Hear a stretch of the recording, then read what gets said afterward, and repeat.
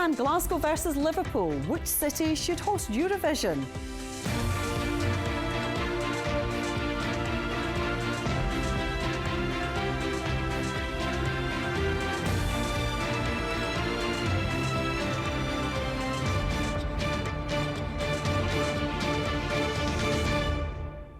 Next May, the Eurovision Song Contest is to be staged in the UK on behalf of the 2022 winners, Ukraine.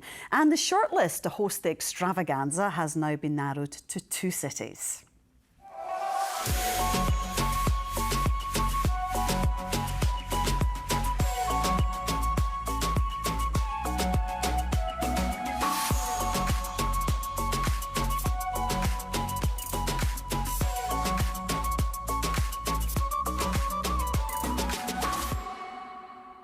Now, as cities, they have much in common, but only one of them will get to host. Well, we have with us 2 Eurovision superfans hoping for different outcomes. In Liverpool is Pete Turton, and here in our Glasgow studio is Adam Robinson. Good evening, gentlemen. What an exciting day. You were saying you didn't expect this announcement, so very exciting. Nobody knew it was happening, so it was such an exciting day. I don't have a dog in the fight here because I think it should go to Edinburgh personally, but Pete, no bias here. Why do you think Liverpool should get it? Thanks for having me on. I think the first thing to say is that I don't see this as Liverpool's Eurovision or Glasgow's Eurovision. This is Ukraine's Eurovision, and we as the United Kingdom are helping them. And so in terms of the themes and how it's hosted, I think Ukraine needs to play a really big part in that. Why Liverpool? I think the venue is ideal. It is a director's dream. You will have stunning views of the Mersey, the Three Graces. Our venue, smaller though it is, we have the convention centre as a good press centre next door. Mm-hmm. We have the technical storage in the exhibition centre after that. Liverpool has a good track record for doing outside broadcast events, Sports Personality of the Year, the Mobos, the MTV Awards. Okay. I think, just a start, really. Yeah, I mean, that's a really important point you're making, that it's Ukraine's gig, really, isn't it? But it's going to be in the UK. So what's Glasgow got to offer, Adam? Similar to Liverpool, logistically, we've got the amazing venue of the Hydro, beautiful Clydeside, but everything's within walking distance. You've got the Kelvin Grove park that could be a Eurovillage. You've got loads of clubs and bars that people can party in afterwards, and we've got the hotels. But we have such open arms to remember that it's for Ukraine. Yeah. And we've shown so many times that when we host cultural events, we remember the message of it, which is, it was Ukraine's win, but we have the honour to host it on their behalf. Yeah, you mentioned the Hydro, which is just across the water from where we're sitting. Why is this such a good venue? I mean, it's got huge capacity for a start. And it's stunning inside. It's absolutely versatile as well. To say that there's a venue where I've seen Diana Ross, Beyonce, and got my first COVID vaccine is amazing to think about. But it can adapt to so many different events, and you've got the SEC right beside it that would host the press centre, maybe even the green room. It's beautiful inside as well. OK, and Pete, what kind of reception will Scousers give the Eurovision Song Contest? Will they really embrace it?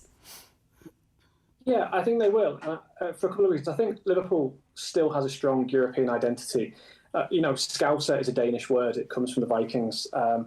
And we have a sort of strong sense of sort of independent identity anyway, and a sense of social justice. So, we support our sort of Ukrainian underdogs in the struggles that they have at the moment. We were the European capital of culture. And I think, we identify well when we've got those 6 beautiful nights in Europe in the Champions League. So I think we do identify well as a sort of European city, and we'd welcome anyone from Europe with open arms to come to our venue. Well, few bigger superfans than Graham Norton, and now he's completely neutral in this battle, I hasten to point out. But he told STV's What's on Scotland that Glasgow has a lot to offer. I think, Glasgow would be a great place to have it. You've got the amazing venues, you've got the hotels, you've got the airports, and the banter. And the banter. And the banter. Taxi drivers of Glasgow are going, yes, come on. The banter, absolutely. So, Adam, what is the appeal of Eurovision? I mean, you're a massive fan, aren't you? For me, it's an all-year-round event, and I've made so many friends through it, but all through my life, I can remember it when I was younger. I would be watching with a family. It was time to get together, see a display of all these cultures from across Europe that you would never really get to see on TV that often. So just growing up from that and then being able to go to the events itself, it's so much fun. Did you agree with that, Pete? Yeah, absolutely. I mean, I was 12 the last time we won the contest, and I remember the excitement of when it came to Birmingham a year later. I think the history of the contest, to me, as a geek, is fascinating. I think the way the contest has evolved into a sort of, I would say, a much more credible music contest than, say, even 10 years ago, I think is fantastic. And I think it's moved beyond a sort of fan thing and has headed into the mainstream. And I think that can only be a good thing. It's still quite cheesy though, Adam. Is that okay? Or do you think it's less 100%. cheesy?